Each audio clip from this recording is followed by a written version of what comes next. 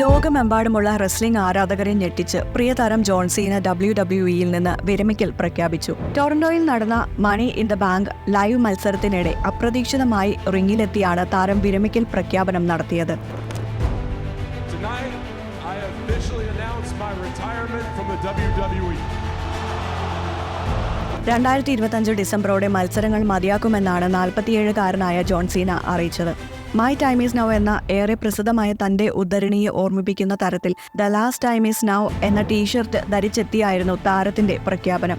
ഇതേ വാചകം എഴുതിയ ഒരു ടവലും താരം ഉയർത്തി കാണിച്ചു. WWE റോയുടെ നെറ്റ്ഫ്ലിക്സ് അരങ്ങേറ്റത്തിൽ സീനയുണ്ടാകും.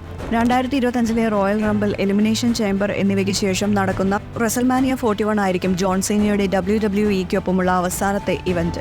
2002 റെസ്ലിംഗ് കരിയർ ആരംഭിച്ച സീന 16 തവണ ലോക ചാമ്പ്യനായിട്ടുണ്ട്. നേരത്തെ 96ാമത് ഓസ്കർ പുരസ്കാര വേദിയിൽ പൂർണ്ണ നഗ്നനായി പ്രത്യക്ഷപ്പെട്ട